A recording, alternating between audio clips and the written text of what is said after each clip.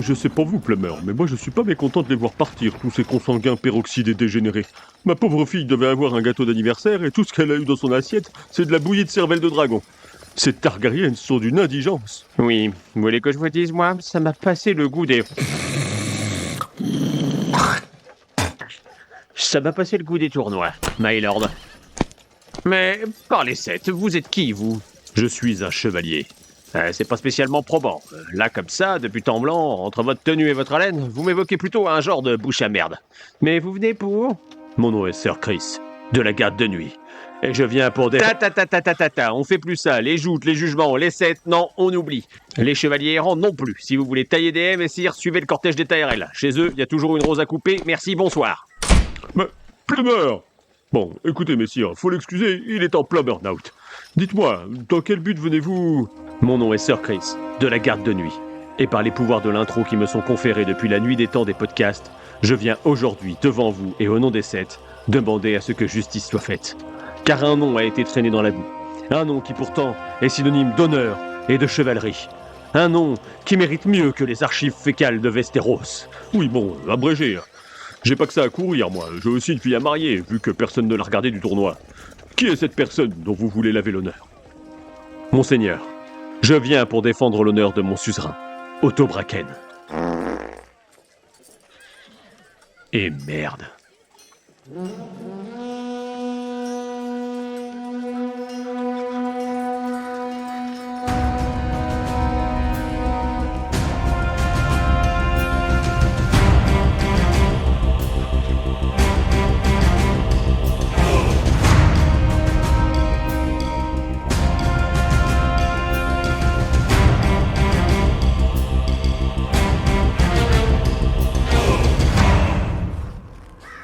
Ils sont là, vêtus de leurs frusques noires qui s'agitent dans le vent, corbeaux défendant leurs murs.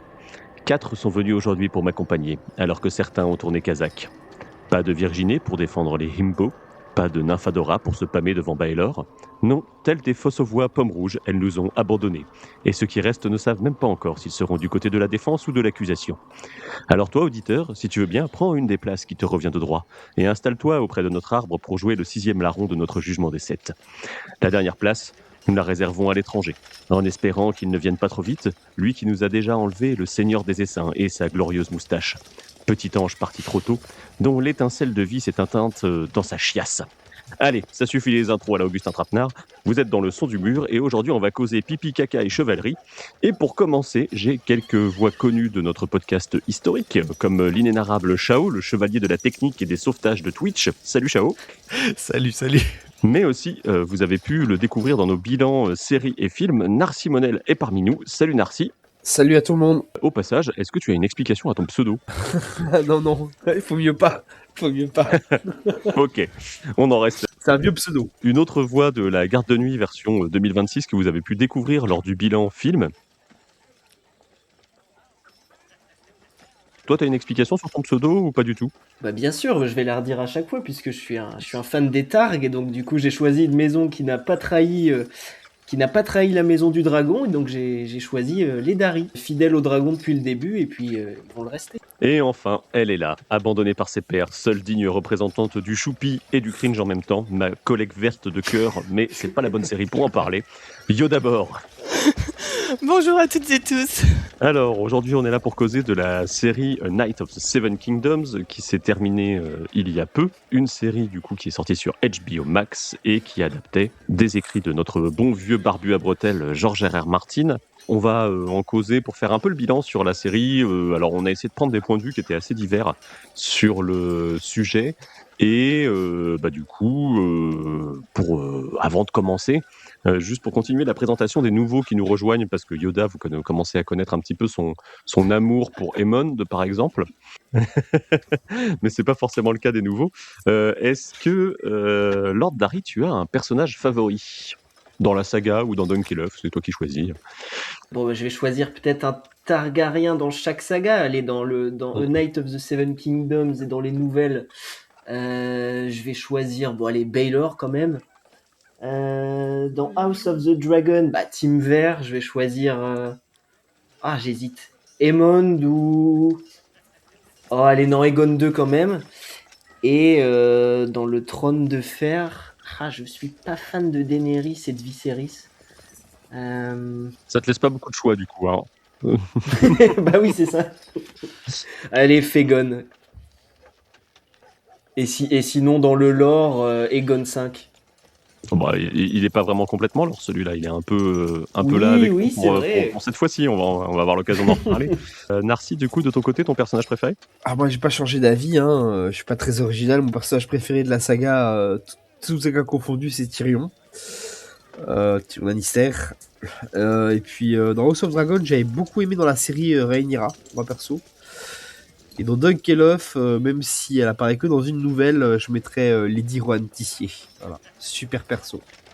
Je ne peux que plus soyer. En plus, elle est dans la meilleure des 3 nouvelles. Et justement, ces 3 nouvelles, Yoda, dis-nous en plus là-dessus, puisqu'on parle de l'adaptation de l'une d'elles, justement. Alors, l'adaptation qui nous concerne, c'est donc l'adaptation du Chevalier errant en français, The Edge Knight en anglais. Ça a été publié en 98, tout juste avant la sortie de Clash of Kings, donc le tome 2 du Trône de Fer. Voilà. Et ça fait partie de plusieurs nouvelles qui se situent dans le même univers. Pour l'instant, il y en a 3 qui sont sorties. Donc The Edge Knight en 98, The Sworn Sword, c'est pas facile à dire. Je sais pas si on prononce pas mal genre le W, tu vois. Genre The Sworn Sword. The Sworn Sword. L'épée lige en français. C'est un petit truc aussi, ça rend bien. Et le 3e, The Mystery Knight, qui a été publié en 2010. L'œuf de dragon en français aussi. Donc 2010 entre A Feast for Crows et A Dance with Dragons. Voilà. Donc depuis, ça n'a pas avancé, comme beaucoup de choses. Voilà. Mais, point très positif tout de même, ce sont des nouvelles qui à chaque fois sont bouclées, terminées, et que donc vous pouvez lire sans avoir absolument besoin de la suite. Disons qu'elles contiennent chacune une intrigue indépendante. En soi, vous n'allez pas tout connaître de l'histoire de Dunkelhoff, mais on va dire que chaque petite intrigue, chaque lieu où se passe une petite histoire, enfin les enjeux des petites histoires se terminent à chaque fois dans le cadre de la nouvelle. Même si c'est discutable sur la 3e, puisque elle servait quand même, faut le rappeler, de début d'intrigue pour le tome 5 de la saga principale, puisque une grosse introduction autour notamment de la question des feux noirs à cet endroit-là, c'est quelque chose qu'on a déjà eu l'occasion de discuter dans un podcast qui s'appelle Pourquoi le Dunkelhoff. C'était Babar et Euzor qui m'accompagnaient pour faire ce podcast-là. Donc, si vous avez lu les nouvelles et que vous êtes plutôt intéressé par, on va dire, le pourquoi du comment, certaines thématiques sont traitées à l'intérieur, etc. C'est plutôt ce podcast-là qu'il faut aller écouter. Ici, on va vraiment se concentrer sur le bilan de la saison 1. Donc voilà, comme ça c'est dit. Et si en voyant la saison 1, sans connaître les nouvelles, vous vous êtes posé quand même beaucoup de questions sur qui étaient ces Blackfire ou ces feux noirs qu'on a mentionnés au cours de quelques dialogues, eh bien, vous pouvez aller écouter le cycle sur les feux noirs qui commence avec un podcast sobrement intitulé Bâtard de feux noirs. Voilà, donc ça c'est pour le petit récapitulatif. En ce qui concerne la série, pendant longtemps, Martin a été réticent à une adaptation. À cette époque-là, son discours global, c'était que tant qu'il n'avait pas fini les nouvelles, il ne voulait pas que Dunkelhoff soit adapté.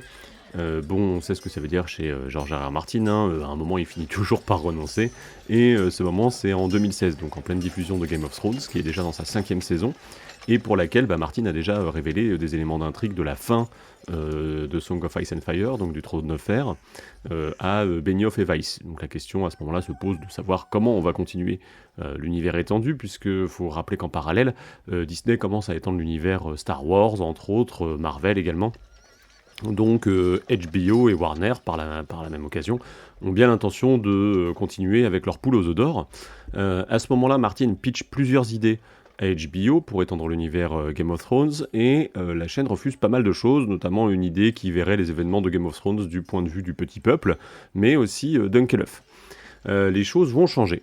autour de 2021, donc à peu près 2 ans après la fin de la saison 8, quand House of the Dragon est validé sous l'égide de Ryan Condal et Miguel Sapochnik. À ce moment-là, c'est Steve Conrad qui est chargé de l'adaptation de Dunkelhoff. Alors, qui est Steve Conrad ? Pour ceux qui ne le connaîtraient pas de nom, c'est le scénariste de 2 films plus ou moins connus, donc The Weatherman avec Nicolas Cage, qui est réalisé par Gore Verbinski, donc le réalisateur de Pirates des Caraïbes entre autres. Un excellent film au passage, et le second film plus connu, c'est La vie rêvée de Walter Mitty, de et avec Ben Stiller. Voilà, dont il est scénariste. C'est 2 films dont on peut dire qu'ils ont une certaine sensibilité pour les marginaux, ce qui doit aller un peu dans le sens de ce qu'aime Martin. Et à ce stade, on ne sait pas s'il reste vraiment quelque chose de son travail dans A Night of the Seven Kingdoms, puisque 2 ans après, en 2023, il est annoncé que c'est Ira Parker qui va être le showrunner de la série. Alors lui, il est adoubé par Ryan Condal, dont la lune de miel avec Martin se poursuit encore grâce à la saison 1 de House of the Dragon. Il n'y a pas encore eu le clash post-saison 2 qu'on a pu vivre l'année dernière ou l'année d'avant, je ne sais déjà plus. La production de A Night of the Seven Kingdoms va être assez rapide puisque les 6 épisodes sont commandés sans passer par la case pilote, même si il va y avoir du retard. Pourquoi ? Eh bien parce que la grève des scénaristes va venir arrêter la phase d'écriture. Souvenez-vous, pendant 6 mois, Hollywood va être à l'arrêt, donc en 2024. On peut noter, alors quand les choses vont repartir, on va avoir du coup 2 réalisatrices qui vont être engagées pour la saison, donc contrairement à House of the Dragon qui en a 5 ou 6, on a là 2 personnes, donc Owen Harris qui est chargé des 3 premiers épisodes, tandis que Sarah Adina Smith, elle de son côté, s'est chargée de la 2e partie, notamment plus spectaculaire puisqu'on a le jugement des 7 au milieu. On compte également 4 scénaristes, en plus d'Ira Parker, dans la Writer's Room, comme on l'appelle. Pour ceux qui ne sont pas familiers du terme, c'est en gros l'endroit où vont travailler plusieurs scénaristes sur une série de manière à optimiser le temps de production et à aller le plus vite possible. C'est aussi une manière de s'échanger des idées, de suivre la trame de certains personnages sur toute la série, sans être forcément le scénariste de tous les épisodes. Dans cette Writer's Room, on peut noter que on retrouve Ty Michael. Alors Ty Michael, c'est quelqu'un qui est détaché de la team, on va dire, d'assistants de George R.R. Martin, et qui supervisait pour lui l'adaptation de Tough Voyaging, une autre série de nouvelles de Martin, ou même un roman, je ne sais plus à ce stade. Qu'est-ce qu'elle va faire, Ty Michael ? Elle va devenir, à partir de 2021, la gardienne du lore au sein de l'univers étendu Game of Thrones, donc pour House of the Dragon et A Night of the Seven Kingdoms. En soi, elle n'écrit pas forcément de script pour la série, mais elle fait partie de ce pool du coup de scénaristes qui vont travailler ensemble. On peut également noter tristement qu'un hommage est rendu dans les génériques des épisodes à Aziza Barnes, scénariste queer et racisée, qui a coécrit les épisodes 2 et 4 et qui n'a malheureusement pas vu son travail porté à l'écran, puisqu'elle a mis fin à ses jours en 2024 à l'âge de 32 ans. On peut aussi noter que Ramin Djawadi ne revient pas à la musique puisque du coup c'est Dan Romer qui va s'en charger. On a tout un tas de petits points comme ça sur la prod, mais je vais pas vous faire l'inventaire de la fiche technique de la série. On va passer directement à nos avis. Alors cette saison 1, qu'en avez-vous pensé ? Lord Darry, c'est à toi de jouer. Alors, c'est un peu difficile pour moi. Je dirais qu'au global, j'ai plutôt apprécié. Ça a été un bon petit rendez-vous hebdomadaire et j'étais vraiment content de me réveiller le lundi matin pour voir les épisodes.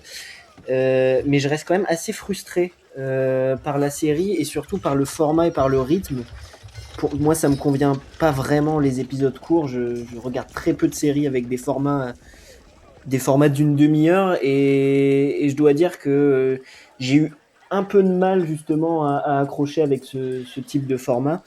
Mais sinon, au global, la nouvelle, je suis extrêmement fan et j'ai pas été déçu. L'adaptation est juste parfaite et je trouve qu'elle sublime même la nouvelle en ajoutant justement un peu de background, en ajoutant des scènes qu'on retrouvait pas dans la nouvelle et on pourra y revenir derrière. Mais donc voilà, j'ai quand même vraiment apprécié. Ça reste HBO, les acteurs sont extraordinaires, la musique aussi qui change de Djawadi. les environnements, les armures, les blasons, les décors, donc extraordinaires, mais quand même assez frustré. Et j'aurais bien aimé peut-être avoir quand même, je sais pas, 1 ou 2 heures de plus à me mettre sous la dent, parce que là, c'est tellement bon, mais tellement bref que. Mais sinon, au global, non, c'est plutôt rassurant, et je pense que ça a rassuré tout le monde, entre les fans HBO, et puis c'est de bon augure pour la suite. Et j'espère qu'on aura des formats un petit peu plus longs, pas jusqu'à pousser sur 1 heure, mais peut-être un peu, voilà, 10 à 15 minutes de plus par épisode, ça serait vraiment souhaitable, puisque là, le temps de se mettre dedans, c'était déjà fini, quoi. Donc, un peu déçu là-dessus quand même. Alors, on peut rappeler quand même le contexte de diffusion de cette nouvelle série qui, avant de passer la parole à Narcy, qui intervient après la saison 2 de House of the Dragon, qui a quand même fait beaucoup de déçus. Donc, après la hype engendrée par la première saison, on va avoir finalement une série qui va démarrer doucement et qui va faire son petit bonhomme de chemin pour atteindre des scores d'audience à peu près équivalents à ceux de la saison 2 de House of the Dragon, donc à peu près 25 millions de spectateurs. J'avais envie de dire téléspectateurs, mais est-ce qu'on regarde vraiment tous maintenant ça sur une télé? C'est moins sûr.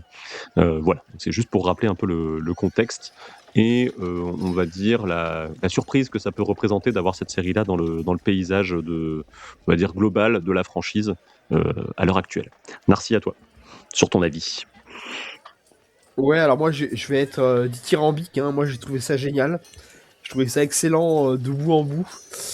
Le format m'a posé aucun problème. Au contraire, moi j'ai plutôt tendance à avoir une attention assez volatile. Donc 30 minutes c'était parfait. Puis comme ça, on est sur un format de nouvelle, je trouve que ça convenait assez bien en termes de format.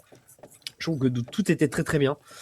Les décors, les costumes, je trouve que il n'y a pas un seul acteur qui démérite, à mon sens. Je trouve que tous les acteurs sont bons, ce qui est quand même assez rare. Acteurs, actrices d'ailleurs, hein, parce que même les actrices sont très bons tous, je trouve. Très bonne adaptation aussi, enfin, on y reviendra, voilà. Euh, et la musique était très bien, il y a le main theme, je l'ai beaucoup aimé. La fin de l'épisode 4, je crois, est légendaire, hein. Elle a déjà été reprise par des mèmes, etc., avec l'arrivée de Baylor.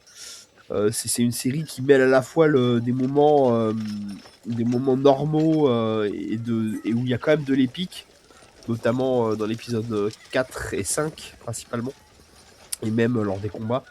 Non, non, vraiment, pour moi, c'était une excellente série. Elle sera sûrement dans mon bilan de fin d'année si je suis réinvité. J'aurais juste un seul bémol, mais bon, j'en reparlerai, c'est l'humour d'Ira Parker, quoi. Mais voilà, sur certains points, voilà, c'est le seul bémol que moi je mettrais. Donc, pour moi, on part sur un 8,5 sur 10. Voilà.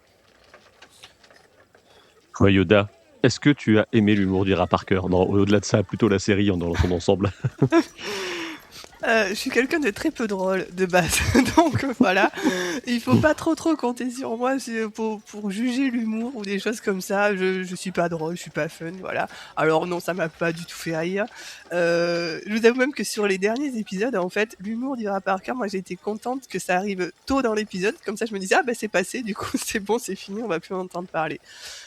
Sortie de ça, j'ai beaucoup aimé. Moi je trouve que ça a été très bien adapté. Je trouve que c'était pas très évident à adapter en plus. C'est une petite nouvelle dans laquelle pendant un long moment il se passe pas grand chose. Où tu te dis bon ok c'est fun mais qu'est-ce que je lis en fait, voilà. Bon ça a très bien rendu en adaptation, je trouvais.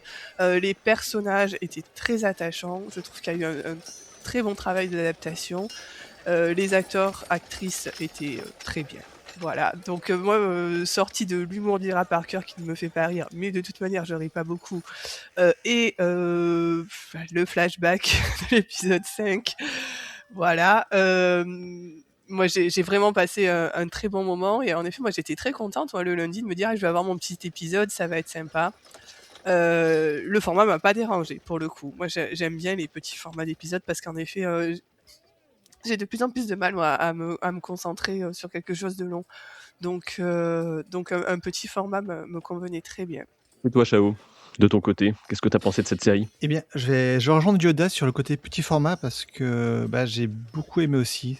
Je trouve ça plus digeste, plus frais. Mais je pense que c'est surtout en réaction à la seconde saison de House of Dragons que j'ai trouvé très lourde, très, je sais pas une question de complexité, mais vraiment très lourde. Et là, Knight of the Seven Kingdoms, sur un format de temps plus resserré, mais également sur une mise en scène et sur une histoire, parce que l'histoire se prête plus à quelque chose de plus léger malgré tout. Et j'ai beaucoup aimé. On est sur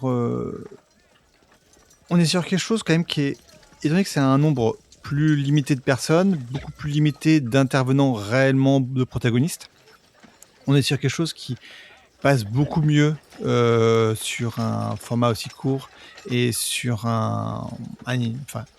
une saisonnalité aussi courte, parce que quand on connaît les autres nouvelles, on sait que ça va... C'est un peu... En fait, pour moi, c'est un peu le théâtre. En fait, on a une scène.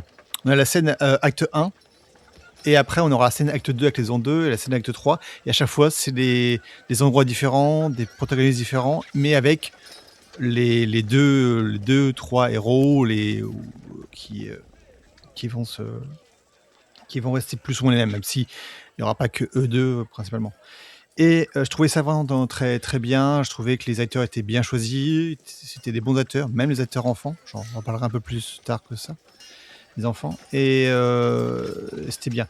Et par contre, c'est vrai que dans le chose que j'ai un petit peu moins apprécié, c'est que comme c'était vendu pour être une histoire sur le bas peuple, avec comme protagoniste principalement le bas peuple, j'ai trouvé que finalement c'était pas tant que ça et que c'était un peu une publicité mensongère, parce que la plupart du temps c'était vraiment sur la haute. Or c'est normal, c'est l'univers de Game of Thrones, donc c'est ce qu'on voit le plus, c'est les nobles, mais j'aurais cru que ça aurait été un peu mieux. Et les fois que ça a été fait, comme c'est cité avec le récap dans le 5e épisode sur le passé, le flashback, voilà, c'était pas top. Donc le parti vraiment bas peuple dans l'épisode 5 n'était pas top. Donc j'aurais aimé d'avoir un peu plus de boue. Alors moi, tu vois, je suis pas d'accord. Moins de caca et plus de boue. Moi, tu vois, je suis pas d'accord avec toi sur la partie bas peuple, parce que je trouve que justement, on renvoie un peu les nobles à leur statut de personnages un peu hors sol dans la série. Il y a un côté, pour avoir revu là, en préparant le podcast, le premier épisode, on rentre quand même dans la série essentiellement par le point de vue des gens de rien, diraient certains. Il n'y a que Lionel Baratheon qui représente vraiment quelqu'un de noble. Bon, évidemment, il y a Egg et Daeron, mais on ne sait pas encore qui c'est dans le premier épisode. Et globalement, même eux, c'est un gamin qui veut devenir écuyer et un ivrogne au coin d'une table à ce moment-là. Désolé de dire du mal de Daeron comme ça, Yoda. Mais voilà, après sinon... c'est un peu factuel, on va dire. Et au final, on va voir l'aubergiste, on va voir les prostituées qui vont parler avec Dunk, on va avoir même Plumeur, qui est pas vraiment un noble, qui est plutôt un genre d'intendant, et on va avoir derrière les deux seuls nobles qu'on va voir, c'est les faux sauvois qui vont être présents, et tout de suite celui qui est présenté comme le plus noble des deux, celui qui est adoubé, c'est un connard, tu vois. Donc, et le deuxième, celui qui est présenté comme l'écuyer, va être le mec plutôt sympa, etc. Donc, je trouve que le point de vue du peuple, il est quand même représenté dans la manière d'aborder les choses. Et finalement, ces nobles-là, ils restent un peu dans leur sphère à eux, quoi. Ils s'en préoccupent pas. Et tu vois que c'est deux mondes qui sont pas complètement connectés, quoi. Et je trouve que c'est intéressant comme sujet, en tout cas, à l'heure d'aujourd'hui. Mais je suis totalement d'accord, mais c'est dans l'épisode 1. C'est là où j'ai peut-être l'épisode que j'ai le plus apprécié, c'était peut-être le 1 et le 6. Parce que on voyait beaucoup. Et après, en fait, je pense que c'était un petit peu ça, que ce que tu dis est totalement vrai. Mais j'aurais voulu avoir un petit peu plus entre le 1 et le 4, parce que le 5 c'est un peu particulier. Le 3, 4, 5, j'aurais voulu avoir un peu plus d'interaction avec le peuple. Moi, le coup même si c'était sur l'humour, le coup du cuistot avec l'œuf ou l'oie, j'ai adoré parce que une, c'était absurde, et deux, il y avait un côté attraction avec le bas puff. Enfin, je fais des guillemets avec mes doigts qu'on voit pas en podcast. Mais voilà, c'était ça. Et j'aurais voulu avoir un petit peu plus. Peut-être pas tant plus que ça, parce que l'histoire ne se prêtait pas autant à ça. Mais un petit peu plus en plus. Mais voilà, c'est pour ça que c'est vraiment fallait que je trouve quand même quelque chose d'un peu moins bien que le fait que j'ai beaucoup aimé la série. C'est en gros le petit point noir. C'était ça. J'aurais voulu un peu plus de ça. En fait, cette histoire d'adaptation et d'histoire de peuple, ça me permet en tout cas, de représentation du small folk. Ça aussi, c'est pas facile à dire, comme ils disent les anglo-saxons. Donc de ce petit peuple plutôt que ce bas peuple, on va dire. C'est quelque chose qui a été reproché à la série, et ça va me permettre de passer la parole à Narcy, puisqu'il y a quand même une scène où Dunk est présenté un peu comme le champion du peuple. Enfin, en tout cas, le peuple lui dit un peu « on est de ton côté » dans la nouvelle, qui a été coupée. Et du coup, ça me permet d'embrayer sur est-ce que c'était une adaptation fidèle ou pas, Narcy, du coup. Ouais, alors justement, j'allais parler de ça. Je voulais revenir un peu juste sur le small folk, le petit peuple. Moi, je suis assez d'accord avec Shao Kun, hein, je trouve, ou Shao Kahn, je sais pas. Je trouve que c'est assez, ils sont assez peu représentés. Et en fait, même quand ils sont représentés, il y a peu d'interaction. C'est-à-dire qu'ils vont très peu parler. Celui qui a le plus de temps de parole parmi le peuple, c'est Crâne d'Acier, il me semble. Et donc en fait les autres, oui, il y a une scène où on voit les prostituées, d'accord, mais la plupart des interactions ont lieu avec Lionel, Raymond ou des Targaryens, quoi, en fait. Donc c'est pas, voilà. Mais bon, voilà, c'est pas. En même temps, donc, pour rebondir, c'est quand même aussi ce monde-là que cherche à atteindre Duncan. Du coup, il y a une logique, quoi. Tu vois. Ouais, bien sûr. Ouais. Alors moi, pour faire ma partie, j'ai relu la nouvelle. Alors peut-être que je ferai quand même des erreurs, parce que même si je l'ai lu il y a 2 jours, bon, je peux oublier des trucs. Moi, je trouve que globalement, on est effectivement sur une adaptation plutôt fidèle. J'ai été surpris notamment du nombre de phrases qui ont été reprises au mot près, ce qui est assez ouf, je trouve. Moi, je l'ai lu en VF, hein, donc peut-être qu'il y a quand même quelques erreurs, mais des scènes qui sont quasiment reproduites à l'identique. Il y en a plein, hein, mais la part des dialogues avec les Targaryennes, l'arrivée de Baelor, la scène avec Crâne d'Argent qui lui file son bouclier. Enfin, il y a beaucoup de scènes qui sont vraiment reprises textuellement. Et il y a quelques... En fait, il y a des différents... Il y a surtout des rajouts. Il y a quelques différences, notamment par exemple, mais bon, ça c'était peut-être plus compliqué, mais Dunk est beaucoup plus jeune dans la nouvelle que dans la série. Dans la nouvelle, il a entre 17 et 18 ans. Là, ils ont casté un acteur qui a 30 ans, quoi. Bon, c'est souvent le cas. Par contre, l'âge de Leg et l'âge de Dagon est respecté, puisque le personnage a 8-9 ans dans la nouvelle, et là, ils ont un acteur de 11 ans. Donc, c'est plutôt une bonne chose, encore une fois. Et en vrai, ouais, je trouve que globalement, on est... en fait, il y a surtout des rajouts, plus que des oublis. L'oubli le plus notable ayant été effectivement la scène qui m'avait beaucoup touché d'ailleurs, qui est sur quelques lignes, hein, il y a 4 ou 5 lignes je crois, où quand Dunk arrive pour le jugement des 7, il y a plusieurs membres du peuple non nommés, hein, faut le dire, mais qui lui montrent leur sympathie. Et je crois qu'il y a un moment, et c'est d'ailleurs il me semble que la phrase qui suis-je pour eux, et un chevalier qui s'est souvenu de ses vœux et pas dit dans la série, il me semble. Enfin, je m'en rappelle pas en tout cas. Et donc ouais, c'est effectivement, ça fait partie des scènes qui ont été oubliées. Ira Parker s'en excusait d'ailleurs parce que a priori la scène était dans une version préalable des scripts et n'a pas fait son chemin jusqu'à la version finale. Ok. Mais même physiquement, je trouve que par exemple Valar, Baelor, Maekar sont à peu près décrits comme ça dans la nouvelle. Bon, Dunk est décrit comme très grand, bon voilà. Il y a aussi... Et donc en fait, oui, il y a surtout des rajouts qui sont pas forcément toujours utiles, mais il y en a d'autres qui sont sympas. Le fait d'avoir donné une grande place à Lionel, alors que en fait dans la nouvelle, il apparaît juste au dernier combat, et il a double juste Raymond. C'est le seul rôle qu'il a, alors que là, c'est littéralement le bro de Dunk. Voilà, il y a des dizaines de scènes, il y a plein de scènes où ils sont ensemble, alors qu'en fait, bon, bah, normalement dans la nouvelle, Lionel Baratheon, c'est juste un gars qui apparaît à la fin, quoi. Pareil, il y a beaucoup de personnages secondaires qui sont mis en avant, alors qu'encore une fois, dans la nouvelle, c'est surtout centré sur Dunk et Luff. Le rapport à Tencel aussi est un peu différent. En fait, j'ai l'impression que dans la série, il galère vraiment, il a vraiment du mal, alors que dans la nouvelle, il l'invite quand même à manger à un moment donné. J'ai oublié cette scène, mais à un moment donné, il lui propose de déjeuner avec lui. Bon, elle refuse parce qu'elle a son spectacle à faire, mais même s'il galère, il tente quand même un mouvement dans la nouvelle, alors que dans la série, à part lui filer son bouclier à peindre, il fait rien du tout, quoi. Ouais, voilà, je sais pas qu'est-ce que je peux dire d'autre. Oui, bah si, Lionel Baratheon qui a toutes les scènes de cordes, les fêtes, bon ça, il n'y a pas ça normalement. Et moi, ce qui m'a fait marrer, c'est qu'ils ont respecté le sandwich. Le croque-madame, là, il est vraiment dans la nouvelle. Ça m'a fait rire aussi. Enfin, il y a beaucoup de clins d'œil comme ça. Donc, c'est les flashbacks. La plupart des flashbacks sont pas présents. Le passé de Dunk est complètement différent aussi. Je sais pas si on y reviendra, mais enfin là, toute la scène du flashback a été complètement inventée de toutes pièces. À part que Raph existe bien, mais c'est un garçon. Donc, bon, voilà. Qui est quasiment pas décrit. Globalement, je pense que l'adaptation est plutôt fidèle en vrai. Il y a plus de rajouts que d'oublis stricts. Il y a peu d'oublis vraiment ou de scènes qui sont pas présentes.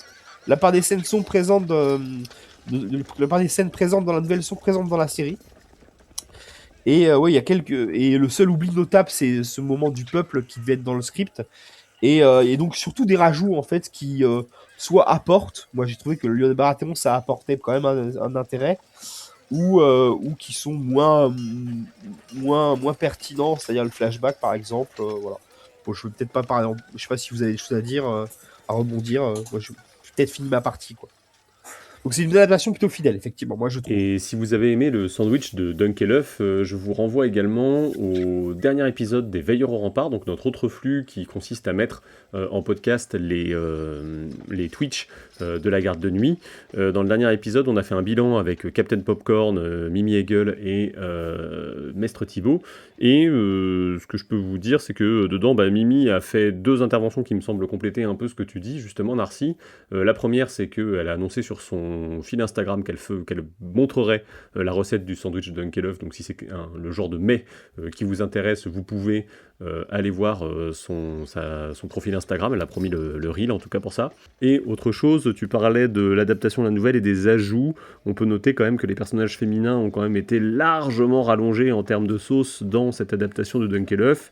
Voilà, je vous renvoie à ce que Mimi a dit sur les personnages féminins sur cet autre fil, pour pas trop monopoliser la parole ici, mais concernant d'une part Rowan, mais aussi Tencel, et aussi Rafe, du coup, le personnage qui apparaît dans le flashback de l'épisode 5, il me semble que c'était assez juste et que ça vaut le coup d'aller jeter une oreille. Puisqu'on parle d'adaptation fidèle, je me permets de mentionner ici le comics de Dunk et Luff qui a quand même servi de support visuel à beaucoup des scènes qu'on a pu croiser. C'est quelque chose que le showrunner et l'équipe revendiquent dans la construction de la série et qu'on va voir notamment dans les bonus qui sont déjà disponibles sur YouTube. Donc il y a un petit making-of en 3 épisodes qui traîne. Je peux que vous inviter, si vous avez aimé la série, à aller voir ça. On parle d'adaptation fidèle, mais il faut quand même qu'on parle du coup d'adaptation fidèle de certains personnages en particulier. Est-ce que Yoda, c'est ton moment, tu peux nous parler des Targaryens? Oui, je voulais parler des Targaryens. Je vais faire un petit aparté. Moi, j'ai regardé la série avec quelqu'un qui n'avait pas lu les livres et qui a trouvé ça très bien. Voilà. Donc, mais il n'a rien compris aux Targaryens. Voilà. Qui était qui? On ne comprend rien aux Targaryens. Voilà. Vraiment, c'était un point qui était très obscur pour lui, ce qui n'a pas empêché de beaucoup aimer la série. Et pour tout vous dire, il est allé lire les 10 dernières pages avant que les 2 derniers épisodes sortent parce qu'il voulait savoir comment ça se terminait. Donc voilà, c'est dire que ça a quand même plutôt bien fonctionné. Mais on est vraiment revenu sur du Game of Thrones saison 1, quoi. C'est ça. Mais n'empêche que moi, en tant que lectrice, j'ai trouvé que les Targaryens de la série étaient très bien adaptés par rapport à ceux des livres. Bon, Baelor, donc voilà, on va pas revenir sur Baelor. C'est toujours le même. Il est parfait, Baelor. Il est agaçant. Voilà. Non, mais moi j'ai trouvé que Baylor représentait très bien le Baylor des livres, quoi. Voilà. À ma lecture, je le trouve agaçant. À la télé, je le trouve agaçant. Voilà. Je pense que la personne qui aime lire ce Baylor va l'aimer à la série aussi, quoi. Voilà. Il n'y a pas de. Tu le trouves Il y a pas plat, trop de c'est ça? surprises. J'ai bien aimé Maïkar, son adaptation de Maïkar. Alors évidemment, la toute dernière scène sur laquelle finalement son fils part sans lui montre que il n'a pas accepté que son fils parte. Donc ça peut prêter à discussion, ça c'est sûr. Mais pour ça, je vous renvoie sur le live Twitch qu'on avait fait sur le 6e épisode, dans lequel on parlait pas mal de ce passage-là. Mais l'adaptation en tant que telle de Maïkar est très intéressante, il rend très très bien. Et moi, j'ai surtout beaucoup aimé du coup les enfants. Donc Valar, qui n'existe quasiment pas dans le livre et qui dans la série a à peu près la moitié d'une ligne de dialogue que j'ai trouvé très bien interprétée. Voilà, parce que je trouve que c'est un personnage un petit peu toujours à la limite Valar et qui est très très bon. Il y a aussi Aerion. Alors Aerion, pour le coup, je pense que c'est peut-être le personnage qui est le plus adapté par rapport à sa version livre, parce qu'Aerion le flamboyant, comme on dit, quoi. Là, c'est Aerion le dépressif, plutôt. Et je trouve que c'était très intéressant, voilà, la façon dont Finn Bennett a joué le personnage. Alors, c'est certainement aussi la façon dont on lui a demandé de le jouer, le personnage. Je pense que ça vient pas que de Oui, lui. c'est de la direction d'acteur à ce niveau-là, je pense. Mais Ouais, voilà. Mais aller plutôt vers un personnage un petit peu blasé, un petit peu au bout de sa vie tout le temps, moi je trouvais que c'était plutôt intéressant en fait d'avoir un Aerion sur cette lignée-là. Voilà. Je trouve que ça a fonctionné plutôt bien, que ça allait vraiment bien avec l'acteur. Et évidemment, moi, mon gros crush d'Aéron, mon idole. J'ai vraiment trouvé que pour le coup, l'interprète en faisait quelque chose d'excellent. Alors, Daeron est très fidèlement adapté. Là, il y a vraiment rien à redire de différent entre le livre et la série. Mais l'acteur est vraiment fabuleux. Je craignais un petit peu, moi, cette adaptation de Daeron parce que c'est le mec bourré au fond d'un fossé qui se traîne, qui a l'air un peu pitoyable. Et j'aime Daeron d'une façon un petit peu... comme d'habitude, Yoda, on te connaît à force. Non, je n'aime pas que les hommes pitoyables. Parce que c'est un himbo d'Aéron, selon la définition de Virginie. Oh non, Daeron n'est pas un himbo. Il y a rien à dire. Je n'arriverai jamais à mettre Daeron en himbo. Ça peut pas fonctionner.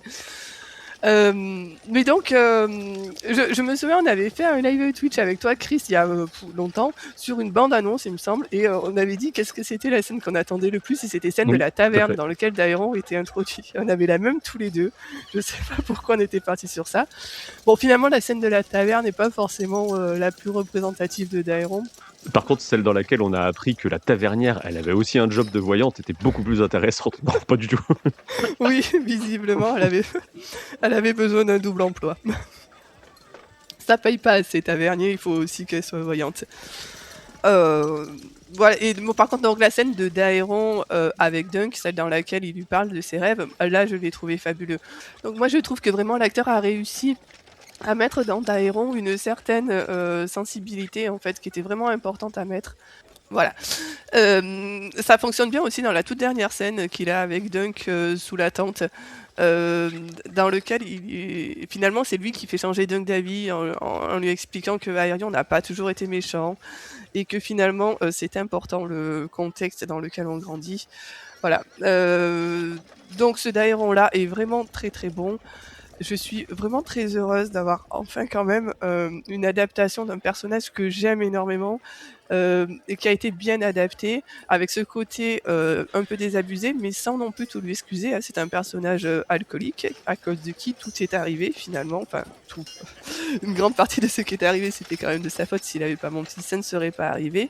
On lui enlève pas non plus voilà, ce côté pitoyable non plus qu'il a que montre bien que j'aime les personnages pitoyables. Et c'est sur ça que je vais m'arrêter. Ouais. Mais tu n'aimes pas que les personnages pitoyables. Tu aimes aussi Aemond et zut, je suis en train de perdre son nom, mais Fabien Frankel. J'aime beaucoup Kristen Cole, j'aime Voilà. Jogène, voilà. Giga sûr. Et Harris du Rouvre. Il est bien plutôt arrangé Harris du Rouvre dans la catégorie pitoyable quand même, mais Oui, oui. En fait, en gros, t'aimes bien les losers. Ouais. en fait, tu vois, c'est ça le truc. Non, Aemond est fabuleux. on va du coup passer la parole à Lord Dari, puisque on parle de Targaryen. Tu peux aussi donner ton petit avis sur les Targs. Bah oui, justement, j'allais rebondir là-dessus. Voilà, parfait. Bah vas-y. Bah, ouais, sur les Targs, au global, je suis plutôt d'accord avec Yoda. Je trouve qu'on a quand même une représentation des princes Targaryens qui est assez fidèle, mais j'ai quand même un problème, moi, avec la représentation de Maekar, qui, pour le coup, je trouve que la série le rend un peu abruti. Euh, on sait dans la nouvelle qu'il est loin d'être aussi parfait que Baelor. Il me semble il y a une citation comme ça.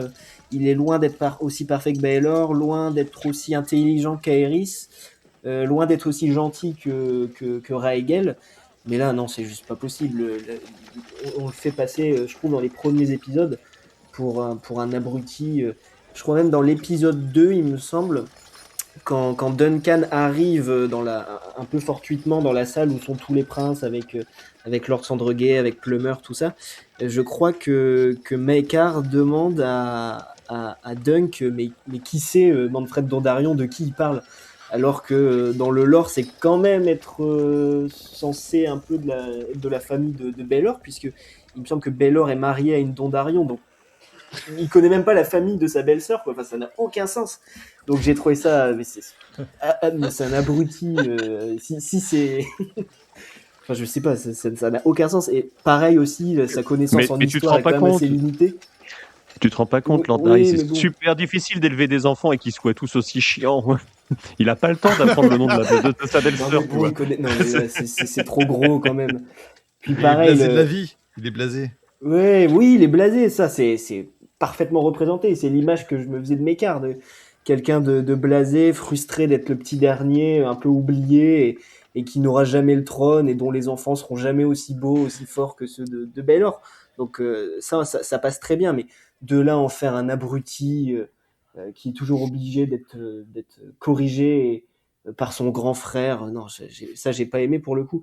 Puis pareil, son manque de connaissances en histoire, là, avec le fait qu'ils connaissent même pas un jugement des 7, alors que bon, c'est pas comme si dans l'histoire Targaryen, il n'y en avait pas eu un grand, une centaine d'années avant, quoi. Donc, enfin non, ça n'a aucun sens là-dessus. Mais j'aime beaucoup Maekar, hein, pour le coup, je l'aime beaucoup, et je trouve que son parcours après 209 est extraordinaire, et c'est un bon roi, c'est quelqu'un qui fait de son mieux avec l'éducation qu'il a eue. Donc non, pour le coup, je l'aime bien, mais là, pour le faire passer pour un gros abruti, non, c'est pas possible. Mais enfin bref, je m'égare, mais moi je voulais quand même parler du traitement du tournoi de Sandregay en tant que tel, puisque quand même la série se place son cadre narratif autour d'un tournoi qui, je trouve, pour le coup, a quand même été assez oublié, assez bâclé. Donc ouais, quand même le tournoi, on a de vagues scènes de nuit d'ailleurs, avec une sorte de cérémonie d'ouverture du tournoi que j'ai pas vraiment compris. Et puis en termes de joutes, on a quoi? On a deux joutes à tout péter, avec Aerion qui renverse le cheval de Humphrey Harding, alors que justement dans la nouvelle on a quand même une journée entière de tournoi qui se passe, avec Dunk qui assiste aux lices. On a des résultats assez détaillés sur les premiers tours, et d'ailleurs sur comment ça se passe aussi le règlement de ce tournoi, puisqu'on a un tournoi qui est assez particulier, hein. C'est pas seulement une élimination directe où on bat quelqu'un et puis on va en quart de finale, en demi-finale, en finale, etc. On a quand même ce système des 5 champions qui pour le coup est assez intéressant dans le bouquin, et puis qui a quand même une dimension politique assez latente, très très intéressante, qui pour le coup est assez oublié dans l'adaptation. Je sais même pas si on cite le terme de 5 champions, si on les nomme. Si, ils en parlent hein, au moment où Dunk justement vomit de stress et où on lui dit bah en fait mais non mais toi t'es pas dans les nobles donc tu combattras pas le premier jour, t'es pas il y a que les champions qui Ouais, combattent. mais je suis d'accord, et on lui demande d'ailleurs à un moment qui veut affronter, donc sous-entendu qui tu choisis comme champion parmi les 5. Mais ouais, c'est assez, comment dire, pour des fans c'est compréhensible, mais pour quelqu'un qui ne connaît pas la série, il doit se demander mais comment ça se fonctionne ce tournoi, combien de temps il dure. Donc je trouve qu'on est un peu perdu là-dedans, mais pour le coup il y a quand même une dimension politique qui est sous-entendue, qui est latente, puisqu'on sait que c'est le roi d'Héron II qui a envoyé ses fils, donc Baelor, Maekar et puis leurs enfants au tournoi. Donc c'est quand même assez intéressant comme réplique. Il y a quand même une dimension où les Targaryens prennent conscience que leur autorité se désagrège au fil des années et des décennies. Donc le tournoi, c'est quand même une bonne opportunité pour les princes de briller et pour se faire aimer du petit peuple. Donc il y a quand même cette dimension-là qui est effleurée. Hein. C'est subtil et il faut quand même avoir voilà, le background et le lore avec la disparition des dragons, avec les rébellions Feu Noir, tout ça. Mais sinon, j'étais quand même assez déçu, puisque moi, pour le coup, c'est le tournoi qui m'intéresse le plus dans la nouvelle. Le jugement des 7, pas vraiment. C'est vraiment ce système des 5 champions. Et même Valar aurait gagné à être montré dans les listes, puisque là, on le voit seulement assis devant sa tente avec Aerion qui vient le voir pour lui dire t'inquiète pas cousin, ça va bien se passer, alors qu'on aurait pu le voir justement briller sur une liste en introduisant le fait qu'il défende Gwen Sandreguet en tant que champion. Enfin, je sais pas, ça aurait gagné à mettre un peu de perspective et de dimension symbolique autour de la chevalerie et de ce système des 5 champions. Donc j'étais quand même assez déçu, je l'attendais beaucoup ce tournoi, mais finalement, ça rejoint un peu tous les grands tournois qui sont représentés dans la série, enfin dans les séries liées au Trône de Fer, puisque pour moi le tournoi de la main de la saison 1, bon, c'était la saison 1, c'était un budget quand même assez limité, mais la représentation, je la trouve assez ratée. Le tournoi dans House of the Dragon, je le trouve assez raté dans l'épisode 1. Donc ouais, j'ai encore été déçu. Donc voilà, je voulais quand même parler de cette thématique-là qui est quand même assez importante, puisque c'est censé être l'élément, la situation initiale, c'est ce tournoi. Et donc je reste sur ma faim pour le coup. Mais pour répondre et apporter quelques éléments de réponse, je pense que c'est parce que la dimension politique de Game of Thrones, House of the Dragon ou même A Knight of the Seven Kingdoms n'est pas quelque chose qui intéresse forcément les scénaristes américains. Je m'explique. La manière dont les scénarios sont écrits aux États-Unis, c'est souvent des scénarios qui sont très, on va dire, orientés vers ce que l'événement va créer chez un personnage, on va dire en termes d'émotion, en termes de réaction, en termes d'introspection, et généralement assez peu sur un engagement politique ou comment ça le place dans la société ou des choses comme ça. C'est assez peu ça qui intéresse. Et là-dessus, il y avait un très bon article d'ailleurs qui était paru en 2019 au moment où Daenerys a vrillé. Il y avait quelqu'un qui avait bien expliqué que le problème principal de Game of Thrones, c'était qu'on était passé d'une série qui traitait un peu de politique à une série qui devenait guidée par les émotions de ses personnages et qui du coup abandonnait complètement la société dans laquelle on vivait ces personnages, ce qui n'était pas le cas au début. Et là, on va retrouver un peu cette chose-là. Et malheureusement, pour moi, les tournois, c'est assez symptomatique de ce traitement-là. C'est-à-dire qu'on n'a pas d'enjeux politiques autour, et c'est finalement ce que ça va provoquer comme parcours de personnage qui va intéresser le scénariste. Mais bon, faut ajouter à ça que par rapport au tournoi, il y a aussi les contraintes budgétaires. Je ne l'ai pas forcément mentionné au début, mais la série, c'est environ 6 millions par épisode, donc c'est assez proche du budget de la saison 1 de Game of Thrones, plus que de House of the Dragon, hein, puisque la saison 2 de House of the Dragon, c'est 20 millions de dollars par épisode. Pour vous donner une petite idée, ça coûte plus cher de faire House of the Dragon que de faire la saison 8 de Game of Thrones, puisque la saison 8 de Game of Thrones, c'était 15 millions par épisode. Voilà. C'était pour le petit point budget, puis pour te répondre aussi à ce niveau-là. Je suis assez d'accord avec ce que tu dis, justement, le côté politique, il n'y a pas vraiment d'intérêt narratif à représenter fidèlement avec des sous-entendus le tournoi, et je trouve ça assez dommage, et surtout pour les fans, puisque c'est surtout nous qui sommes contents de profiter de petites répliques un peu en aparté sur la dimension, sur l'affaiblissement du pouvoir des Targs, tout ça, mais c'est vrai que pour le grand public, c'est pas vraiment le cœur de cette nouvelle et de cette saison 1, et donc moi c'est mon petit cœur de fan d'histoire médiévale qui qui parle, et bon, je trouve ça dommage, mais oui, je comprends, hein. Représenter une joute, voilà, c'est déjà assez cher, donc puis non, c'est vraiment pour faire plaisir à la fanbase, quoi, représenter tout ça, mais je pense qu'on aurait peut-être gagné à introduire davantage Valar plus tôt, avec cette dimension, ouais, des 5 champions, avec le fait que il est là quand même pour faire briller sa maison, faire briller la ligne régnante des Tar, qui quand même assez discréditée, outre par la branche cadette, mais aussi ouais, par les Feux Noirs, et par beaucoup d'opposants à Daeron. Donc c'est des préoccupations de fans, mais étant donné que les saisons futures vont introduire une dimension beaucoup plus politique, ça aurait été peut-être intéressant de dégrainer davantage en saison 1, mais je comprends vis-à-vis du budget, mais mon Non, et petit puis après, je cœur te de dis, fan saigne.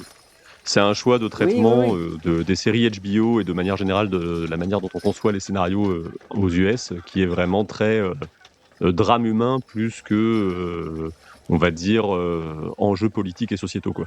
Ouais, ça se comprend. Je suis déçu. Je comprends aussi. Puisqu'on parle de Valar et qu'on parle d'enfants, je vais passer la parole à Chao qui voulait aborder un petit peu ce point-là dans la série.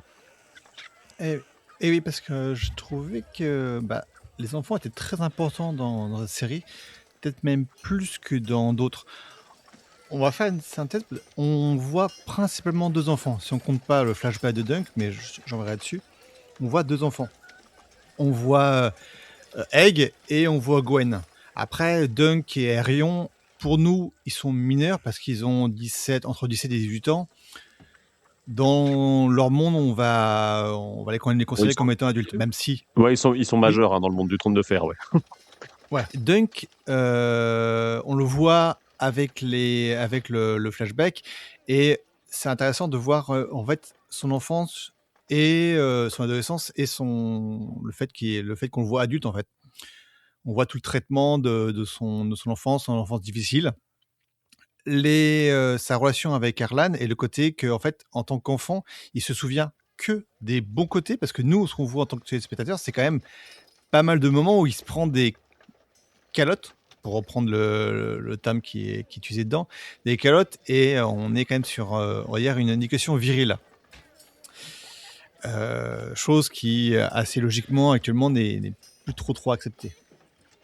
Et même lui, dans son traitement, on voit que quand il va s'occuper d'Egg, au début, il veut reproduire ça et il le reproduit pas. Donc on voit quand même niveau de traitement d'enfant qu'il s'améliore de ce côté-là niveau éducation.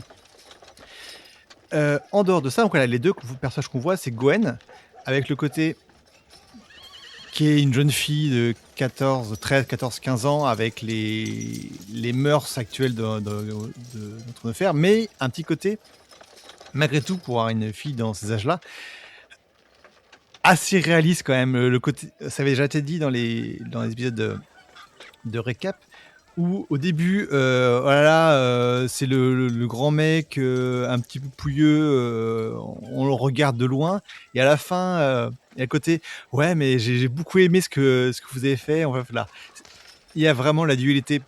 Je peux pas généraliser avec une seule fille, mais ce que je peux voir avec ses copines ou avec l'ensemble, c'est qu'il y a vraiment la dualité des garçons et des filles sur le sentiment. Justement, t'en parlais juste avant avec le côté américain et les films sans sentiment, mais le sentiment est super important pour elle et eux, et l'impression qu'ils ont, c'est un grand mec, et après c'est un mec qui est un peu charismatique parce que poétiquement il fait bien, il est gentil avec le peuple, et je suis une ado rebelle ou je suis un ado rebelle et j'aime bien que le côté un peu révolutionnaire version Game of Thrones, le Che Guevara de, de Game of Thrones.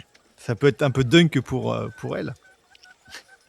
Et je trouvais ça assez réaliste. Et même Egg, on le voit de façon beaucoup plus réaliste qu'on a pu voir les Arya, les Sansa. Elles sont, que ce soit dans le livre ou dans la série, ça reste Arya et Sansa ou d'autres personnages qu'on peut voir dans GOT.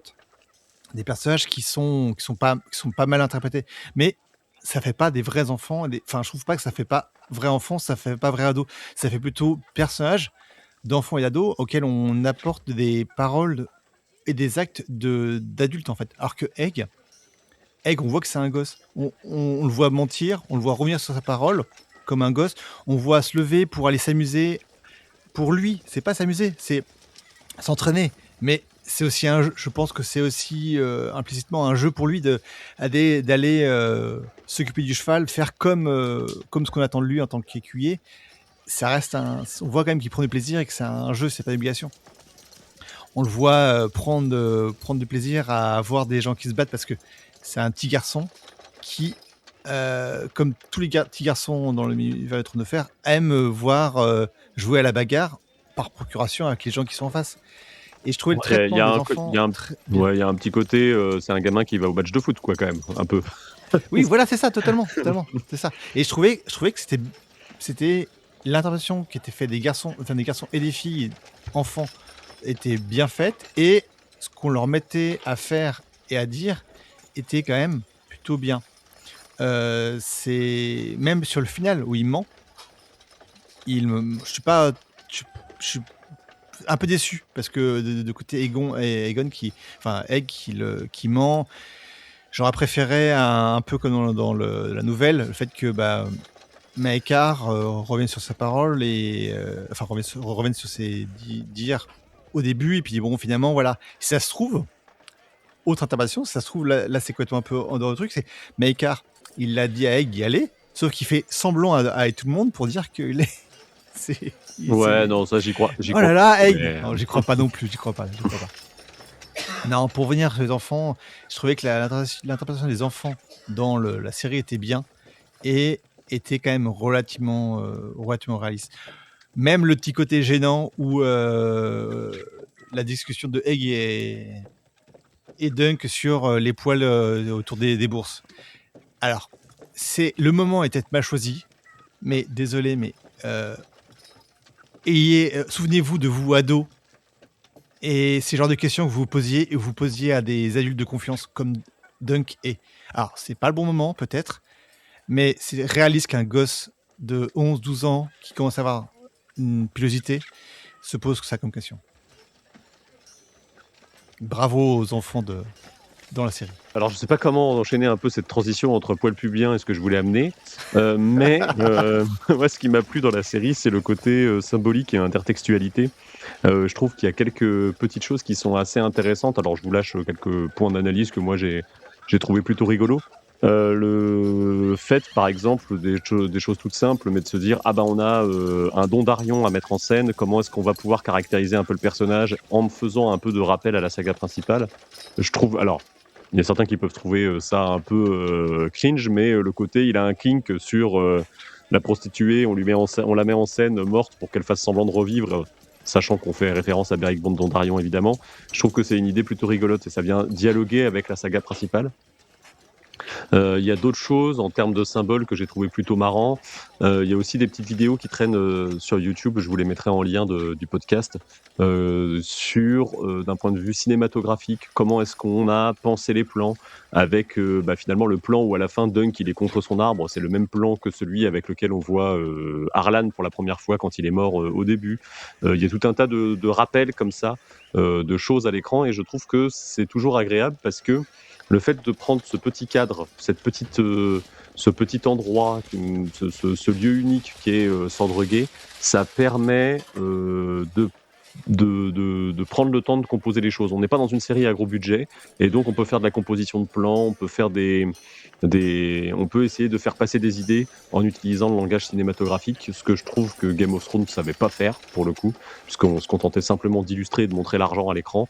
Et ce que je trouve que House of the Dragon avait réussi à faire sur sa saison 1 et n'y arrivait plus sur sa saison 2, mais je pense que ça c'est le départ de Miguel Sapochnik pour le coup. On va avoir toutes ces petites choses-là. Ils ont dû avoir du mal à trouver des haies en Irlande pour tourner, pour mettre littéralement, on va dire, Duncan de l'autre côté d'une haie et en faire vraiment un hedge knight, puisque du coup c'est un chevalier des haies en anglais. Mais ils ont quand même réussi à mettre un muret de pierre et je trouve qu'il y a le côté, c'est quand même une haie en soi. Je vous rappellerai ici, attention, c'est le point bingo, je vous rappellerai ici que les Bracken vivent à la haie pierre, donc à Stone Edge en anglais. Donc on pourrait tout à fait imaginer que cette haie de pierre, ce soit la haie de Dunk. Il y a tout un tas de petits symboles comme ça qui sont maniés. On peut même penser à un moment Maekar qui lui dit, parce qu'il dit je me suis posé des questions près de mon arbre dans le dernier épisode, et Maekar qui lui dit qu'est-ce que votre arbre vous a répondu? Et là, on se dit attends, Duncan, un arbre qui répond, c'est quand même, on peut penser au Baral, on peut penser à Bran, et on peut penser pour les lecteurs du coup à la vision de Bran du tome 5, où qui voit Duncan dans ses visions. Enfin, il y a tout un tas de choses comme ça que j'ai trouvé assez intéressantes. Yodash? Non, moi c'était sur Maekar qui disait que ses enfants n'avaient jamais dormi dans des fossés, justement, qui m'a fait énormément rire, moi, parce que Daeron, je suis certaine moi qu'il a fini quelques nuits dans des fossés en fait, quoi, donc... Enfin voilà, moi c'était ma petite thématique à aborder. Pour terminer cet enregistrement, je vous propose de passer rapidement à une petite question mauvais point, bon point. On va les mettre dans cet ordre-là, histoire de finir sur du positif. Chacun votre tour de me donner un mauvais point. Alors, je pense qu'on en a déjà un peu parlé, mais vraiment sans trop détailler. Un truc que vous avez pas aimé, et puis le truc que vous trouvez absolument génial dans la série à chaque fois. Cette fois, je vais commencer par Narcy. Bon, mon mauvais point, j'ai pas été le seul à le dire. Voilà, donc je parlais de l'humour d'Ira Parker tout à l'heure. Donc j'ai l'impression qu'il y avait un échantillon de tous les fluides possibles, pipi, caca, vomi, des tubs, des pets, des rots, enfin des crachats. Bon, je comprends l'idée de faire le sombre Moyen-Âge, mais je trouve que des fois c'était vraiment des ruptures de ton. Je pense notamment au pet du dernier épisode. Je trouve que ça n'avait rien du cinquième, pardon, pas du dernier, qui n'avait rien à faire là. Enfin vraiment, ça casse un peu la scène, je trouve. Je suis un peu d'accord avec Yoda quand il disait que quand c'était au début, ça passait encore parce que on se disait bon bah voilà, ça y est, c'est réglé. Moi, à chaque fois, une fois que j'ai compris que ça allait être à chaque épisode, bon, je haussais les sourcils et je disais bon, allez vite, on passe à autre chose. Je vois pas trop l'intérêt. J'ai l'impression qu'on a remplacé le sexe, ce qui n'était pas forcément mieux, le sexe par du pipi caca, voilà. C'était un peu beauf, quoi. Bon, voilà, j'ai pas trop. Voilà, c'est le truc où j'ai pas trop accroché. Heureusement, comme je l'avais déjà dit sur le Discord, ça reste vraiment des pastilles, quoi. Là, c'est vraiment du troll qui est ponctuel. Ça dure pas 20 plombes. Bon, mais c'est quand même relou, quoi. Bon, voilà. Le bon point, alors paradoxalement, j'ai fait deux trucs qui se répondent. Les moments du quotidien, un peu tous les moments que je vais appeler de respiration, en fait. Le théâtre de marionnettes, le sandwich, les moments passés sous l'arbre, le moment aussi où Dunk regarde les étoiles, enfin plein de petits moments comme ça, des moments du quotidien de respiration qui font que ça donne un peu de relief, je trouve. Il y a un côté un peu, alors j'irais pas dire contemplatif, mais il y a un côté un peu où on suit la vie des gens, quoi. Et je trouvais ça assez cool, quoi, d'avoir ça dans cette série. Ça change un peu, je trouve, de House of Dragons et de... Voilà, notamment, par exemple. J'ai l'impression qu'il y a moins ça. Ça vient donner de la profondeur, voilà, on va dire, ça, à l'ensemble. Ouais. Puis ça montre que les gens ont une vie, quoi, en fait. Qui passent pas leur temps à se battre et à comploter, quoi. Voilà. Enfin bon. Voilà, et puis en plus, c'est des moments aussi, c'est beaucoup de moments aussi où il y a Dunk et Love qui sont ensemble. Et donc ça construit leur relation aussi, quoi. Et les gens ne passent pas tout leur temps à se battre, mais parfois ils passent tout leur temps à boire. Et finalement, c'est peut-être un peu cette dichotomie que tu as choisie entre la boisson et la boisson. Yoda, toi, de ton côté, pour les mauvais et les bons points. Bon, moi, mon bon point, c'était l'adaptation de Daeron, mais j'en ai quand même déjà beaucoup parlé de Daeron, donc c'est peut-être pas la peine que j'y revienne encore un coup. Mais sinon, oui, au gros cœur sur Daeron et son interprétation, voilà. Et mon point négatif, pour le coup, moi, c'est l'adaptation d'Arlan.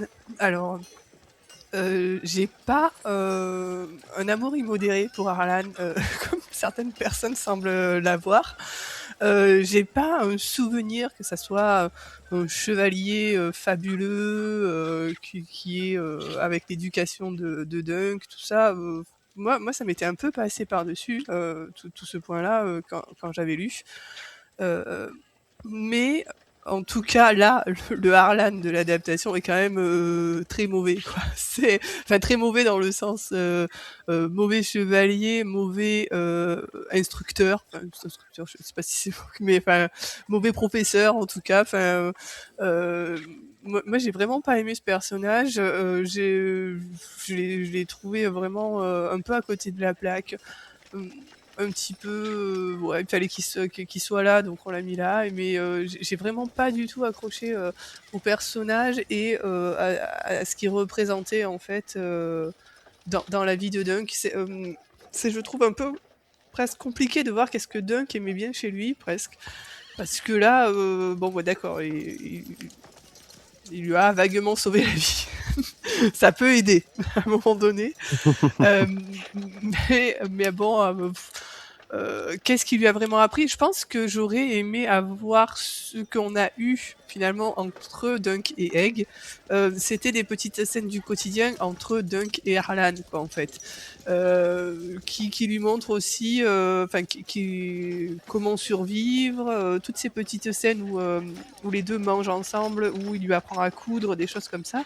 Ça, c'est des choses que j'aurais bien aimé voir entre Dunk et Harlan, pour que derrière on ait une espèce de passation en fait entre Dunk et Egg. Voilà. Là, moi, Harlan, j'ai pas trop compris le personnage. Je suis vraiment restée à côté, quoi. Ça m'a vraiment empêché de m'intéresser au flashback que je trouvais vaguement inintéressant. Et alors encore plus au gros flashback de l'épisode 5 que bon, je suis vraiment passée à côté visiblement. Donc voilà. Écoute, c'est parfait comme transition. Comme ça, je vais passer la parole à Lord Darry, puisqu'on parle de flashback. Et il va nous donner ses bons points et ses mauvais points. Ouais, mais finalement, en réfléchissant, je pense que mon carton rouge, je vais le donner à une scène en particulier qui montre un peu la négligence que la série a faite d'une scène qui était vraiment importante dans la nouvelle, c'est les funérailles de Baelor. Grand moment quand même dans la nouvelle, et j'attendais justement l'épisode 6 pour cette scène en particulier, et j'ai été assez surpris par une sorte de simplicité, je sais pas, il y a pas ce côté grandiose dans les funérailles, il y a un peu même c'est un peu le nobody qu'on brûle, un peu oublié. Il n'y a pas grand monde, c'est assez il y a même pas Lord Sandreguet qui est présent, il y a pas Lord Tyrell qui est présent. Il y a des personnages qui sont là à côté de Maekar, on sait pas vraiment qui c'est. Même en cherchant, on n'a pas vraiment de réponse. Donc quand même assez déçu par cette scène, et surtout par ce côté. Il y a vraiment, on a l'impression qu'il y a 10 personnes, quoi. Je comprends pas du tout. C'est assez étonnant en plus parce qu'il y a un storyboard qui est sorti entre temps où on voit qu'ils avaient quand même prévu un peu plus largement du monde. Oui, je l'ai vu, si effectivement. Ouais. Et d'ailleurs, sur le storyboard, on voit le côté gauche du plan. Et c'est vrai que sur le plan final dans la série, on ne voit que ce qui se passe justement à droite du bûcher, donc côté gardes royaux, côté Maekar, Rhaegon et compagnie. Et après, c'est vrai, je me suis beaucoup creusé la tête pour savoir qui se trouve à côté de Maekar. Et c'est vrai qu'on avait pas mal théorisé sur le fait que c'était peut-être Daeron 2 qui aurait pris, l'avion présidentiel pour arriver à Sandreguet en quelques heures. Mais finalement, ça n'a pas l'air d'être lui. possiblement un des deux frères de Maekar et de Belor, donc Aerys ou Rhaegal, mais on n'a pas d'infos à ce sujet, donc c'est assez étonnant quand même d'avoir ces deux personnages qui ont quand même le teint valyrien, les cheveux argentés à côté de Maekar, donc techniquement c'est censé être des Targaryens, mais on n'a aucune réponse dans le casting, dans la distribution, même sur IMDb, donc assez étonné quand même. Mais sinon, mon bon point, ça va être l'inverse, justement, puisque là, j'ai quand même parlé de négligence d'une scène qui était assez importante. Mais à l'inverse, je mettrais au crédit de la série toute l'attention dans la minutie et la représentation des armures. Pour le coup, moi, j'ai été assez scotché par les petits détails de représentation, justement, de toutes les armures qui permettent de bien identifier les maisons, d'identifier les personnages, et qui vont même un peu plus loin, puisque je trouve que les armures représentent une forme de personnalité des personnages.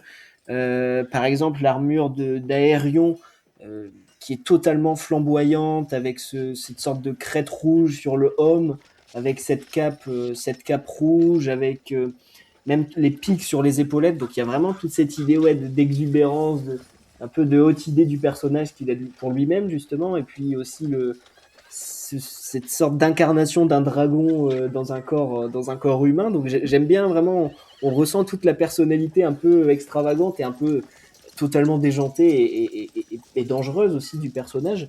Et puis ils ont fait le choix de lui bouler le visage pour faire la visière, et du coup je trouve que c'est une idée qui est plutôt rigolote, parce que c'est quelqu'un qui a un physique quand même qui est très serpentin, je trouve, pour le coup. Exactement, ouais, je suis d'accord. Et il y a vraiment quand même cet aspect assez inquiétant, austère et dangereux, quoi, de menace qui passe bien à travers l'armure. Et puis aussi, deuxième point, sur les armures des gardes royaux. Pour le coup, dans l'épisode 2, quand on voit, quand Dunk a une interaction avec deux gardes royaux, j'ai été assez bluffé pour le coup, puisqu'on a... Alors c'est assez drôle, puisque dans chaque série dérivée du Trône de Fer, on a une représentation qui n'a rien à voir des gardes royaux. Dans la série principale Game of Thrones, on a quand même des gardes avec cette armure dorée et cette cape blanche. Donc on a l'idée que quand même les Baratheons, après leur arrivée au pouvoir, ont essayé de changer totalement la représentation de cette garde royale. À l'inverse, dans House of the Dragon, on a quand même, je trouve, des armures de gardes royaux assez épurées, sobres, et qui manquent d'envergure pour le coup. Ouais, carrément, et qui ressemblent beaucoup d'ailleurs aux armures des gardes royaux dans le flashback de l'épisode de la saison 6, pardon, le flashback de la Tour de la Joie, où pour le coup je me posais beaucoup la question de savoir si c'était justement les armures classiques de la garde royale, ou justement si Arthur Dayne et Hightower avaient une armure un peu de voyage, parce que je trouve que l'armure est sale, totalement épurée, et assez qui n'a rien de grandiose pour le coup, alors que là, mais c'est vraiment l'idée que je me fais des gardes royaux, quoi. Vraiment l'armure, la cape, l'épée, mais le fourreau même blanc, le col blanc, enfin absolument tout est blanc dans cette armure, et je trouve que ça m'a fait rire. D'ailleurs, ça m'a fait beaucoup penser à l'armure de Lancelot dans Camelot, pour le coup, avec cette sorte de personnage qui est totalement prisonnier d'une armure blanche et immaculée, qui est assez bien extravagante, et non, je trouve pour le coup c'est presque une œuvre d'art en fait, l'armure des gardes royaux. Donc moi j'ai vraiment hâte de voir pour le coup, si on a une adaptation dans des saisons futures, de voir comment l'armure de Duncan notamment sera représentée, de voir si est-ce que les gardes royaux changent d'armure tous les 10 ans. Donc non, vraiment une grosse attention portée aux armures, même aux blasons aussi, aux tentes, justement cette minutie et ce sens du détail qui est vraiment au crédit de la série. Et à l'inverse des scènes, comme je le disais, des scènes des funérailles de Baelor, où pour moi c'est un ratage industriel complet. Je comprends pas.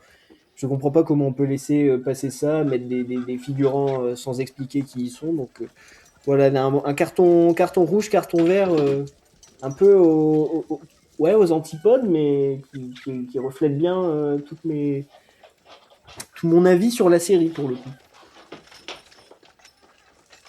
Eh bien, il reste une dernière personne à passer au jeu des mauvais points, bons points. C'est Chao, hein, finalement. Bon point, mauvais point. C'est un peu ce que j'ai déjà dit en préambule sur mon avis sur la série, en fait. C'était que, et c'est un tout petit point noir, mauvais point, c'est le côté, j'aurais voulu avoir un peu plus enfin, alors je vais essayer de le faire, je suis encore plus mauvais que toi, Chris, qu'en anglais, le small folk. Et oh, pourtant. Mais voilà, j'aurais voulu d'un peu plus d'eux, en fait. Mais juste des touches en plus. Peut-être pas tant que ça de plus, mais juste des petits touches en plus pour voir un peu mieux. Peut-être qu'on le verra un peu plus dans les saisons suivantes, c'est possible. Et puis en bon point, c'est également quelque chose que j'ai dit, c'est que c'est le format resserré, plus digeste. Mais ça, c'est autant dû à la réalisation qui est très bien, que au thème qui était plus simple aussi à adapter de façon plus légère, on va dire. Voilà. On peut dans le légère, je mets l'humour, même si je pense qu'il y avait quand même, c'était un peu trop, mais un peu d'humour était pas trop mal. Et donc ouais, bon point pour le format plus court et plus resserré et surtout plus digeste. Et toi, Chris, donc, quel est ton mauvais point et ton bon point? Alors mon mauvais point, je dirais, sur on va dire l'implémentation du lore. Je trouve que ça a manqué de clarté pour les gens qui n'avaient que peu de souvenirs ou qui n'ont vu que, on va dire les 2 premières séries Game of Thrones. Le côté, on est quand même très longtemps, enfin on est quand même assez loin de House of the Dragon. Quand on parle de démon feu noir, c'est pas le démon qu'on a vu dans House of the Dragon. Tu vois, il y a un truc un peu, c'est assez confus. Au global, on va dire, cette partie-là, ce serait peut-être le truc un peu négatif à tirer de tout ça. Ce que je trouve un peu dommage parce que ça va avoir de l'importance par la suite, mais bon, on peut pas leur enlever comment ils ont mentionné les feux noirs alors que la nouvelle d'origine ne le fait pas. Il y a d'ailleurs la petite chanson de Egg que je trouve plutôt rigolote sur ce sujet, sachant que les feux noirs, c'est aussi quelque chose d'un peu particulier pour Game of Thrones, enfin en tout cas pour l'univers Game of Thrones, tout ce qui se passe sur le petit écran, puisqu'ils n'ont jamais été mentionnés dans la saga principale, et là on va se retrouver à devoir leur donner une certaine importance. Donc il y a quelque chose d'un peu étrange là-dedans, avec lequel les showrunners vont devoir jongler, donc à voir par la suite. Et puis dans mon bon point, moi je vais mettre la musique de Dan Romer, parce que j'ai beaucoup aimé le travail de Djawadi sur House of the Dragon. Je me demande même si au final maintenant je l'aime pas plus que ce qu'a fait Djawadi sur Game of Thrones, la saga principale. Et Dan Romer s'est emparé de la musique, a créé cette partition western irlandaise qui est aussi soutenue par les nombreuses musiques irlandaises traditionnelles qu'on entend dans les tentes et les choses comme ça. Et globalement, cette espèce d'ambiance Irlande du Nord, avec des accents à couper au couteau et tout, c'est quelque chose qui vient apporter une dimension propre à cette histoire-là, et qui vient même apporter un petit quelque chose sur tu vois, on parlait tu vois, j'y arrive pas à le dire. On parlait du small folk et on va dire des dominants du monde de Westeros. Je trouve que il y a même au niveau des accents quelque chose à ce niveau-là, puisqu'il y a plutôt des acteurs à incarnation britannique assez avec un langage assez châtié. Quand ils parlent en anglais, tu comprends tout, et paradoxalement, enfin pas paradoxalement, mais à côté de ça, j'avoue qu'il y a des fois où sans les sous-titres, quand c'est les gens du peuple qui parlent, tu comprends pas quoi. Et je trouve qu'il y a même cette différence de langage, ce souci du détail apporté à ce niveau-là, qui était plutôt agréable. Voilà, ça c'est pour la fin de notre avis au global sur cette saison 1. On va juste parler un tout petit peu de la saison 2. Je vais passer la parole à Yoda, je pense, parce qu'on a eu quelques annonces de casting. Oui, donc les premières annonces de casting pour la saison 2 sont déjà arrivées. En même temps, la saison 2 est déjà en cours de tournage ou Le tournage commence, je crois, et en gros, c'est ça, ouais. De toute façon, la date visée, c'est la sortie l'année prochaine, quoi. C'est ça, en tout cas, la saison 2 sort l'année prochaine. Il y a eu des vidéos qu'on a vues de toute manière avec le petit Dexter qui se faisait recouper les cheveux. Donc voilà, c'est ce qui me faisait dire que le tournage avait sûrement commencé ou bientôt commencé ou bientôt terminé si ça se trouve, vu que des fois ça va très vite.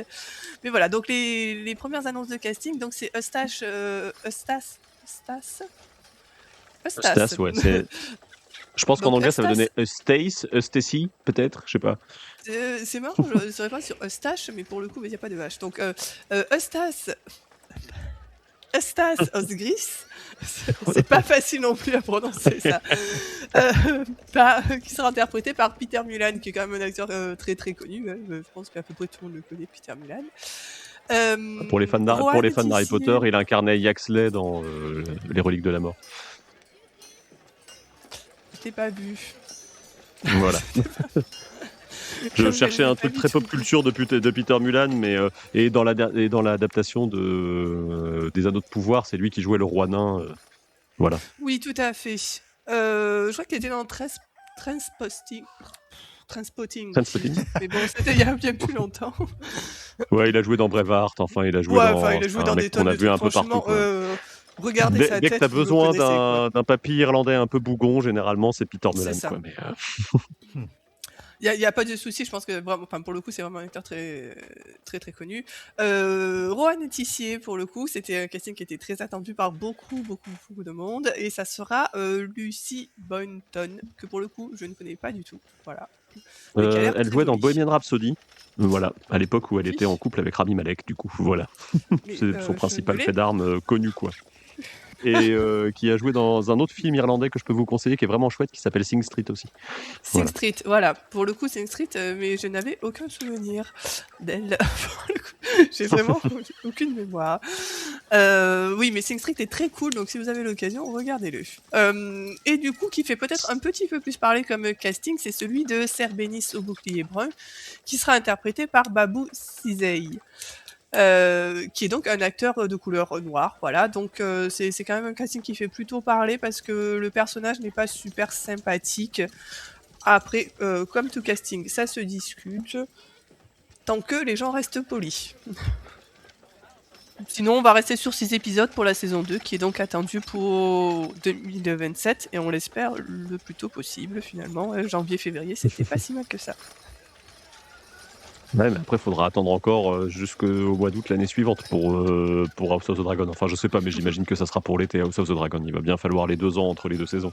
Toujours est-il que justement, puisqu'on parle de House of the Dragon, on n'a pas fini de faire du Twitch, on n'a pas fini sans doute de faire du podcast, puisque la saison 3 arrive au mois de juin. On a tous, je pense, en même temps baissé les bras et beaucoup d'attentes pour la prochaine saison. C'est un peu étrange, mais on aura l'occasion d'y revenir. Ouais, je vous laisse nous suivre pour en savoir un petit peu plus. Pour ce qui est de la suite des podcasts et des Twitch, eh bien vous allez avoir droit courant avril à un Twitch spécial historien mené par Babar Desbois, donc ça aura lieu sur notre chaîne. Et pour ce qui est des podcasts, il y a un prochain épisode du Son du Mur consacré aux cendres gays et aux fausses voix qui ne devrait pas tarder à sortir pour compléter un petit peu tout ce qu'on a dit sur la série. Je vous renvoie une fois de plus aussi aux épisodes des Veilleurs au Rempart qui sont des, on va dire des analyses épisode par épisode, donc globalement c'est ce qu'on a fait sur Twitch mais mis en format podcast par Chao, et ça permet de détailler peut-être un peu plus les avis que ce qu'on a pu faire ici en 1h30, puisque vous vous doutez bien que ça ne suffit pas pour traiter le sujet. Et enfin, eh bien, vous allez bientôt avoir également encore un nouvel épisode de La Chandelle de Verre, donc après quelques mois, voire peut-être une petite année de silence, eh bien, le Son du Mur vit à nouveau, et ça c'est plutôt chouette. Si vous avez aimé cet épisode, n'hésitez pas à nous en parler en commentaire, que ce soit sur les applications de podcast ou sur YouTube. N'hésitez pas non plus à partager l'épisode autour de vous. Et en attendant, vous pouvez venir nous suivre, que ce soit sur nos réseaux sociaux, Facebook, Instagram, Blue Sky, ou encore vous pouvez nous rejoindre sur le Discord pour parler un peu de tout ça avec nous. Vous pouvez nous rejoindre également sur le forum de la garde de nuit. Vous êtes les bienvenus. Le mur est là pour tout le monde. D'ici là, portez-vous bien où que vous soyez, où que vous écoutiez ce podcast. Et on vous dit à très bientôt. Je vous remercie au passage tous les 4 d'être venus de bon matin parler de Dunk et l'œuf. Allez, salut! Ciao. Salut. Salut tout le monde. Bonne journée à tous!